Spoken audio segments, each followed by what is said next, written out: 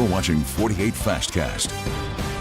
All right, your time right now is 7:01. We are starting this Thursday off in just this cloud, a dense fog all over the place. Yeah, and unfortunately, we have seen a couple of accidents this morning as well. I think partially, potentially due to some of these fog issues. So just be safe on the roads this morning. Definitely. A lot of people probably think that's me every day. I'm just in a cloud every day. Dense fog, yes. But as we go into the camera, I'm running away from you already. I know, right? I would have been able to hang out with you a little longer, I promise. But I'm just so excited to give a forecast today and talk about the fog. In Athens now, the fog has gotten so dense, little water droplets are showing up on the camera now, and some accidents reported in the Athens area. Jonathan's got some traffic coming up for you. Huntsville, we got our sky cam back that just shows the Rocket Center, and what happens is you can see all 565. Notice the fog is a bit elevated here and not quite as bad when I show this camera, so it depends locally where you're at, but where you see some of the red, that's where your visibilities are near zero, and that's going to cause for probably an extended morning commute that will take about 10 to 15 minutes longer with everybody going maybe just a little bit slower. Temperatures in the 60s. Once the fog's out, the clouds here. Yes, some showers in the afternoon, late in the day, but very isolated. This is not a big rain day. It's just a warm and cloudy day. Your higher chance of rain will come tonight and Friday. We'll take a look at your hour-by-hour forecast and how that rain may impact the weekend coming right up.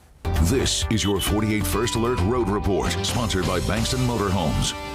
Like I mentioned, we had a few accidents this morning. This is the latest one on 72 at County Road 109 on Limestone Road. So just be aware of that if you're potentially heading into the Huntsville area or leaving out. And we are seeing a slowdown that we typically see every morning now on County Line Road, near County Line Road on 565 heading into the Huntsville area. And so that is going to impact some of your drive times this morning. Decatur to Huntsville about 24 minutes. Athens to Huntsville about 31. Gina. Jonathan, thank you. In Colbert County, a man who shot and killed a motel owner is set to receive his sentence today. William Moore was recently found guilty of murdering Praveen Patel at the Hillcrest Motel in Sheffield. This happened in February of last year after Moore was refused a room. Patel was the owner of that motel at the time.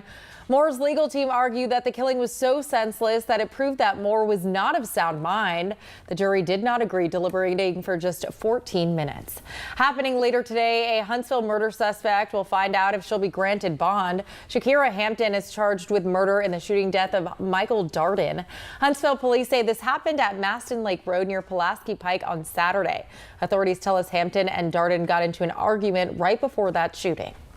Now to a shooting that left one person dead in Huntsville on Tuesday. Huntsville police say that person that was shot and killed after he tried to break into someone's home. Now, this all happened on Braun Avenue in the Butler Terrace area. It's near Governor's Drive and the Parkway. Now, this is at least the fifth shooting in the Butler Terrace area in 2025 alone. Police say Demetrius Page broke into a house before arguing with a resident. That resident then shot Page, killing him. Huntsville police tell us the person was acting in self-defense and will not be charged. A second person was injured in the shooting and is expected to be okay. New this morning out of Colbert County, an 18-year-old will be tried as an adult in a drunk driving case that resulted in the death of another teen. Our media partners at the Times Daily say Jacob Ledbetter's request for youthful offender status has been denied. Ledbetter was indicted by a grand jury for manslaughter back in May. He's accused of speeding while drinking and driving, resulting in the death of 17-year-old Harley Grissom. In Lauderdale County, a 3-year-old is in the hospital after being attacked by a dog. Sheriff Joe Hamilton says this happened in the Underwood, Petersville area. He says the child was playing with the dog when it attacked. We're told the mother of the child was watching him and immediately tried to step in and was also injured.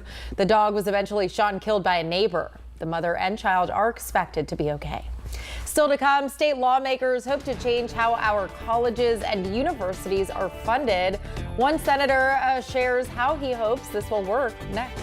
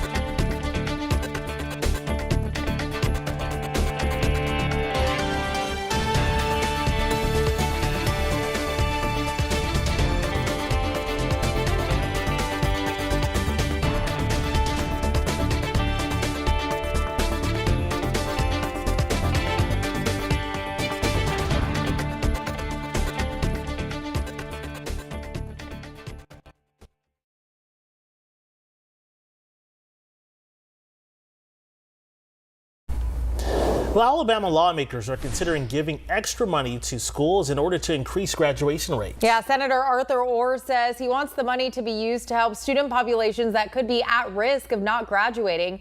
Orr says this could include low-income or first-generation college students with unique financial and personal challenges. The goal is to have these schools use the additional funding to improve graduation and retention rates. The money would come from the Education Opportunity Reserve Fund, which has about $1 billion.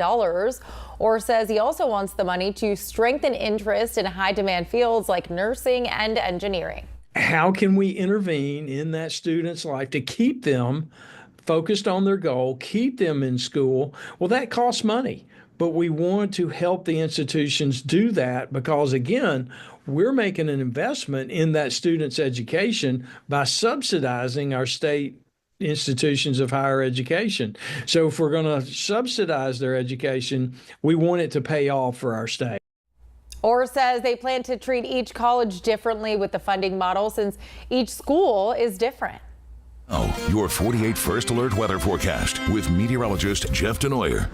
Hey, good Thursday morning to everybody. Tracking the fog this morning, a lot of cloud cover. Isolated shower today. We're going to go 78 for the high. What's unique about that is that usually I have a 78 or 77 or 79 in November. You got to have a lot of sunshine, and we do not have that in the forecast. We don't also have a lot of rain today. That will be tomorrow. Showers and storms. Nothing severe, but pockets of heavy rain in the morning and then again at night. That rain will be out of here so early Saturday. The afternoon looks good, and Sunday looks good too. And overall, the weekend looks kind of delightful. Once we get into early next week, we'll track a little bit more in the way of some showers by Tuesday. That rainfall could be heavy at times. Big week, travel week. Some of you flying to your destination, some of you driving to your destination.